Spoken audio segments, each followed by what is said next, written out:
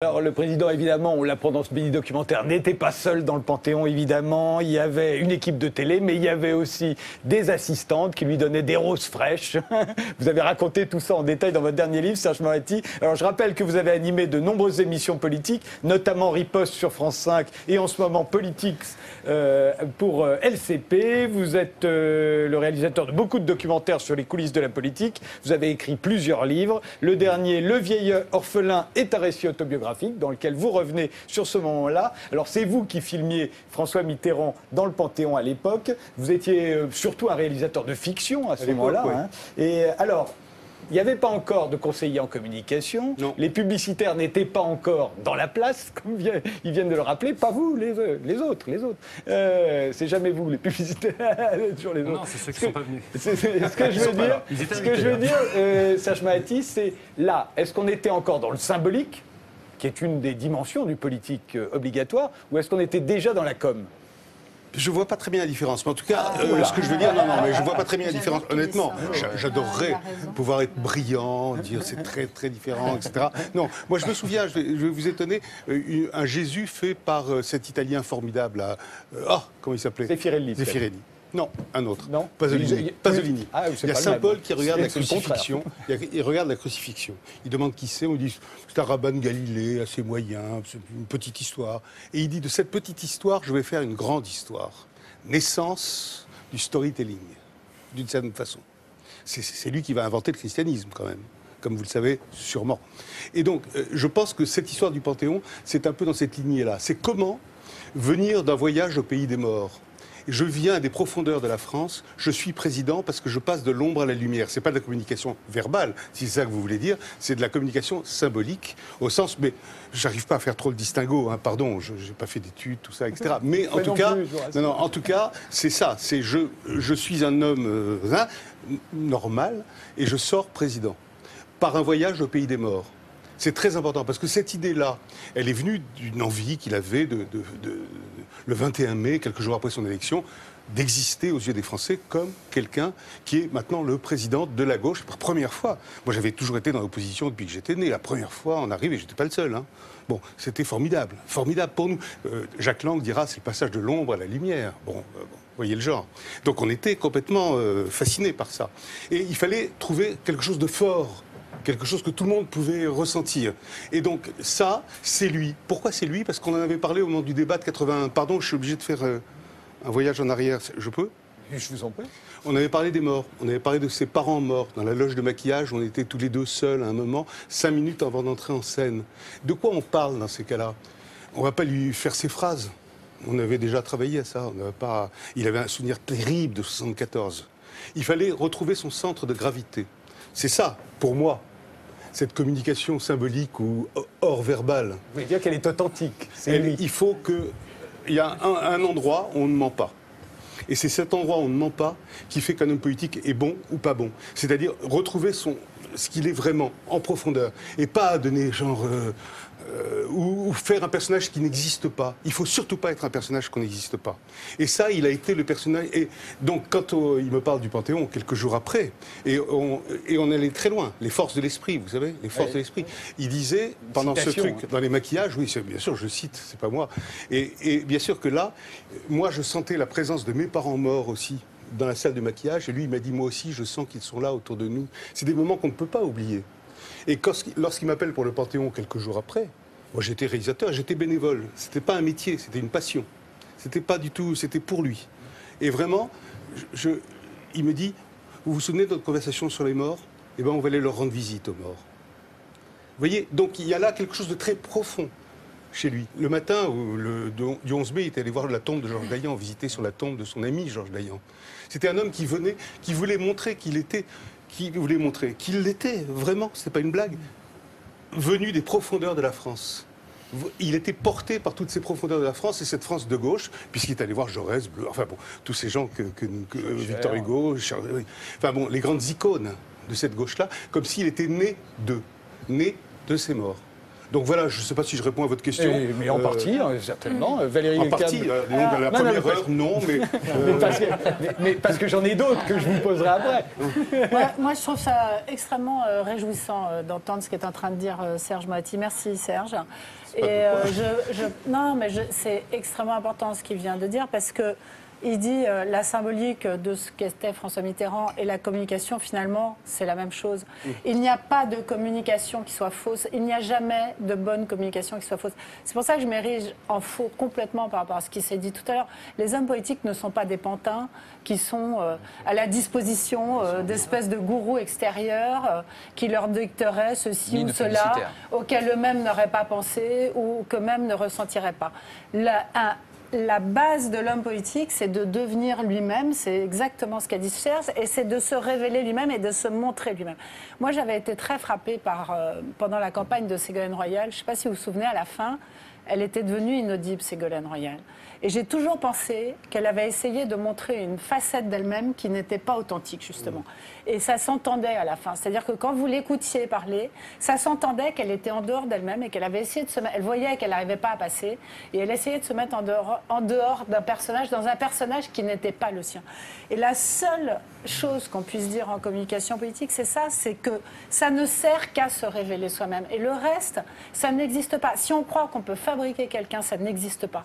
Si on croit qu'on peut inventer des choses, ça n'existe pas. Ah oui, il y a des trucs... Non, mais il y a des fois où ça marche. Alors, non, mais attends, ça c'est la version bisounours. Non, c'est pas la version bisounours, c'est pas vrai. Mais si, attends, quand Hollande fait mon ennemi, c'est la finance.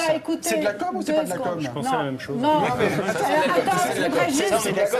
On va en parler dans un instant, il y aura quelques extraits. Laissez terminer Valérie Lecam, et après on revient sur la finance. Je voudrais embrayer sur quelque chose que vous avez dit, Daniel, et qui est extrêmement important, c'est que c'est pas la faute des journalistes, mais l'accélération de la médiatisation des choses. Parce que j'ai, comme vous avez dit, dirigé télé pendant 3 ans, donc je l'ai vu de l'intérieur. C'était pendant la campagne présidentielle, justement, de Ségolène Royal et de Nicolas Sarkozy. Et tout d'un coup, avec l'apparition de ces chaînes d'information, il y a eu une espèce de pression qui s'est mise sur les hommes politiques. C'est pas eux qui l'ont demandé, hein. Ça s'est passé comme ça. C'est-à-dire, tout d'un coup, le moindre discours qu'ils faisaient était retransmis en totalité. On pouvait le voir avant. Un homme politique faisait un meeting, il y avait une salle et il y avait des gens dans la salle qui écoutaient. Là, tout d'un coup, toute la France pouvait les écouter. Et ça a complètement changé le paradigme de ce qu'ils étaient en train de dire et de la façon dont ils ont été en train de dire. Et la vraie révolution. Il y a eu plein d'accidents de Ségolène Royal qui disaient des choses à des professeurs sans penser aux parents d'élèves qui allaient écouter, etc. Mais oui, alors elle avait les caméras qui basculaient parce que c'était le foutoir au PS comme d'habitude, alors que l'UMP avait tout bien réglé, tout bien organisé, etc. Et la vraie révolution de la com, ça a été celle-là. C'est les pros, non, mais c'est pas vrai, ceux qui sont pros, c'est on normal. a vu les caméras qui partaient au ciel, les machins, etc. La vraie révolution qui s'est passée, c'est celle-là. C'est pas les hommes politiques qui ont choisi de faire ça. Ils se sont retrouvés très rapidement. Ça s'est passé à la campagne de 2007 et ça s'est amplifié considérablement à celle de 2012, sous le feu constant de l'actualité, des caméras, etc. Donc oui, il y a plus de couacs qu'avant. Pourquoi? Parce qu'ils sont tout le temps, dès qu'ils font un pas dans la rue, il y a un micro, il y a un tweet, il y a une photo, il y a un selfie, il y a un machin, Et c'est ça qui a changé déjà, complètement. moi je trouve là, je vois l'influence de l'image de François Mitterrand avec sa rose entrant dans le Panthéon. Je l'ai vu dans pleine. Non, mais il y a l'image et là il y a de la symbolique. Regardez, quand on voit Arnaud Montebourg en marinière, moi je trouve que c'est pas de la com, ça. C'est encore de la symbolique. C'est tout à coup on incarne, on le revoit là, on se met dans ce qu'on veut incarner, c'est-à-dire la France qui fabrique. Si on regarde, il y en a d'autres. Souvenez-vous de Bernard Kouchner, on l'a beaucoup. La symbolique, c'était une intention. Bernard Kouchner, on l'a beaucoup critiqué parce qu'il débarque en Somalie avec le sac de riz. C'est de la symbolique, c'est la rose du Panthéon. D'une autre manière, il n'y a pas d'autres exemples qui vont passer, mais allez-y. Et précisément, c'est faux et c'est là que ça coince. C'est parce qu'on sait bien qu'il se balade pas avec un sac de riz, qu'il n'aide pas à décharger. Et on n'attend pas d'un ministre qui fasse semblant de décharger le riz. C'est pas son métier. Alors ça, quand Ségolène Royal pose avec un drapeau français... C'est pas une super idée non plus. Mais non, parce qu'on dénature le discours politique. Quand on écoute François Hollande, demandez aux Français, ils ne l'écoutent pas, ils regardent le fait qu'il ait les cheveux teints. Et en fait, c'est ça qui tue le discours politique. C'est qu'on en oublie le message. On en oublie la direction dans laquelle on veut emmener les gens. Quand François Hollande nous fait le discours, mais bien sûr, non mais bien sûr, ça dépend de qui te parle, mais Ségolène Royal, quel est l'intérêt de l'image qu'on voit à l'écran? C'est se donner à voir. Qu'est-ce qu'elle veut dire en incarnant quelque chose. Quel est le message? Elle est celle qui veut sauver la France? Peut-être. Je sais rien. C'est pas bête. Ouais, c'était peut-être ça. C'était l'intention, je pense. C'était peut-être ça, mais en tout cas, c'est pas ce qu'on attend d'un homme politique. On n'attend pas d'un ministre. La suite, hein, vous allez me commenter, il y en a d'autres. Hein, qui sont... Par exemple, quand Valéry Giscard d'Estaing remonte les Champs-Élysées à pied, qui vient de se faire élire. Là, ça, on est dans la symbolique. Oui, c'est parce que Pompidou... C'est parce que Pompidou, en fait, est mort après une longue maladie. Et donc là, on a un président jeune dans la bonne santé qui est en état de faire tout le trajet à pied. Donc on est content. Là, on a... Attendez, juste, on a un message. Donc là, on a un contenu pour lequel la communication a du sens. La communication est dangereuse quand elle sert à faire la publicité mensongère ou quand elle sert à maquiller le vide de contenu. Je rappelle simplement que quand une personnalité politique n'a rien à dire, il ne faut pas qu'elle fasse appel à un publicitaire, il faut qu'elle arrête la politique. Mais tout le monde est d'accord là-dessus. Photo suivante. Photo suivante. Tout le monde est d'accord. Je sais pas qui là, par exemple, c'était à l'époque Dominique de Villepin, Premier ministre.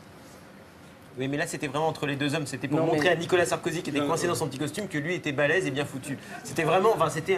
Regardez la réponse de Nicolas Sarkozy, une fois élu président de la République. Une fois élu, il a retenu la leçon et il a montré que lui aussi, il était physique. Et il y a quand même des communicants derrière tout ça, ou vous pensez que c'est l'homme politique tout seul? Franchement, mais c'est spontané, Villepin, c'était totalement spontané. Il est allé courir... Et là, par exemple, là, il y a des communicants. Quand on sait qu'ils se détestent, Mitterrand et Rocard, on les habille pareil. C'est un piège. Moi, j'appelle ça un piège pour Rocard. C'est différent. Mais on les habille pareil. Mais il est grand, Rocard, il est intelligent. Pourquoi il accepte? C'est un piège. Parce que Rocard, il veut se hisser à la hauteur de Mitterrand à ce moment-là. Et il met la casquette comme lui. Il est en plein mimétisme sur cette période-là. Enfin, je me tourne vers Serge qui a connu ça. Voilà. Mais les chaussures sont ridicules.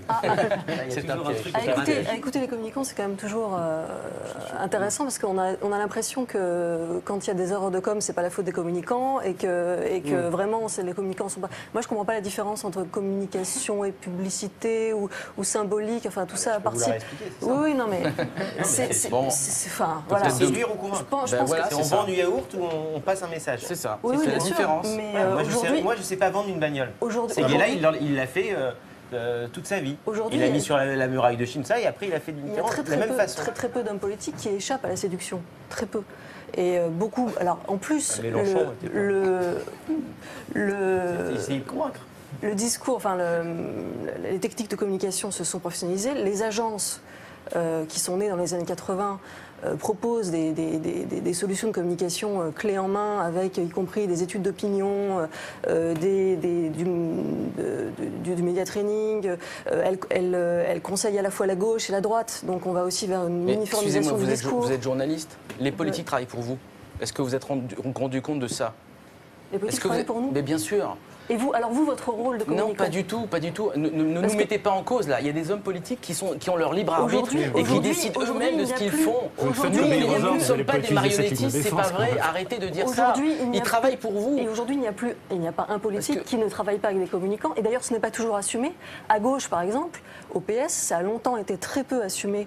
Et alors qu'il y avait des conseillers en communication qui étaient présents quand on a enquêté, c'était à la veille de la primaire, le seul à assumer la communication au PS, c'était déjà Manuel Valls, qui disait « la gauche a toujours fait de la com ». La gauche a été la première à installer Jacques Pilan à l'Élysée en 83, sous Mitterrand. Gramsci, restons, voilà. Mais en tout cas, la gauche a usé de la com sans le dire. Et Ségolène Royal a été conseillée par Nathalie Rastoin. Tout le monde a fait de la communication sans vraiment l'assumer. Martine Aubry travaille avec un communicant, elle ne l'assume pas. Donc il y a comme ça un espèce de tabou sur la com à gauche, alors que les communicants sont là et qu'ils interviennent et qu'ils sont un intermédiaire entre les journalistes et les politiques, et que les communicants sont aussi... Les intermédiaires, le vecteur, c'est pas les communicants, c'est les journalistes. Les communicants sont aussi un intermédiaire dans le travail journalistique. En économie, ils verrouillent beaucoup la communication des entreprises. Donc les communicants aujourd'hui sont des filtres pour les journalistes. Et on ne peut pas travailler, on peut pas travailler sans eux. Et c'est très très dur d'investiguer sans passer par eux. Et il y a un verrouillage parce qu'il y a de plus en plus de communicants. Le rapport de force, il y avait eu un calcul, il est quasiment de 1 pour 6. Un journaliste pour 6 communicants. Donc c'est quand même très compliqué. Il y a un conseil que tous les gens qui ont dirigé des pays depuis à peu près 50 ans maintenant ont dû recevoir par un communicant ou je ne sais pas, c'est que pour diriger un pays, il faut avoir un chien. Vous avez remarqué? Et regardez, ils ont tous eu un chien. Tous les présidents de la République française ont eu un chien. Vous allez voir les présidents des États-Unis. Oui, faites défiler, hein, c'est pas la peine qu'on s'arrête sur chacun. Ils ont tous un chien. Est-ce que c'est parce que depuis on se donne à voir à la télévision qu'on a besoin de poser avec un chien pour montrer qu'on est comme les Français? Les gens aiment les gens qui aiment les chiens. Ça crée de la proximité. Mais je pense que c'est leur vrai chien. Hein. Oui. Ah, mais j'en suis sûr aussi. Et pour refiler un chien à un homme politique ou une femme politique qui n'a jamais eu d'animal de compagnie, ça marche pas. Là, on est dans un contre-emploi. Ah, mais vous savez, il y en a un qui n'avait pas de chien. Il y en a un seul qui n'avait pas de chien, c'est Bill Clinton. Et le lendemain de l'affaire Monica Lewinsky, il est allé acheter un chien. Exactement. Pour montrer qu'il était comme tout le monde. C'était pour ce qu'on savait. Parce qu'il était seul à l'époque. Donc c'est pour ça qu'il fallait pas qu'il reste très seul. Et Daniel Schneiderman? Oui, je sais pas. Non, pas sur les chiens forcément. Non, mais moi je pensais que j'ai l'impression d'assister là à un débat qui est un peu daté. Enfin, je veux dire. Moi, ce qui me paraît intéressant aujourd'hui quand on regarde la communication des politiques, c'est tous ces nouveaux espaces qui se créent et qui n'ont pas l'air d'être de la com et qui en sont quand même. Moi, je suis très frappé, par exemple, par l'usage que les politiques ont fait de Twitter quand Twitter est arrivé, si vous voulez. J'étais fasciné par le compte Twitter de Cécile Duflot quand elle tweetait avant de devenir ministre. J'étais fasciné de suivre Cécile Duflot à chaque fois qu'elle faisait un déplacement quelque part, qu'elle prenait le TGV en deuxième classe et qu'elle racontait les passagers, etc. C'est générationnel, hein. Benoît Hamon faisait pareil. Et on était... Oui, c'est générationnel. Non, mais c'est ça qui m'intéresse, c'est comment le débat se renouvelle et les nouvelles formes que ça prend, si vous voulez. Et on avait en apparence un récit très simple et très amical de quelqu'un très proche qui était comme vous, qui prenait le... Et on se disait... Et le premier mouvement, c'est de dire, bah là, c'est pas de la com, là, c'est vraiment elle. Elle n'a pas un communicant derrière elle qui lui dicte ses tweets et tout. Et en fait, c'était une communication formidablement subtile. Puisque la communication copine, etc. Voilà, c'était quelque chose de super intelligent. Bon, et puis à un moment... Mais c'était elle ou pas qui le faisait? C'était elle ou pas qui tweetait? Ah ben, je n'étais pas dans le wagon avec elle, mais je pense que c'était elle. Non, mais donc, mais elle fait son boulot de femme politique, donc. Mais je dis pas le contraire. Donc ça recrée un lien direct, en fait, non, parce que la plupart des hommes politiques ont un community manager, en réalité. Oui. C'est des gens qui tweetent à leur place. Ça dépend. C'est qui la plupart? C'était des gens, je vais pas donner des noms. Pourquoi vous voulez que je balance des noms à l'antenne? Alors, nous, on va balancer des noms.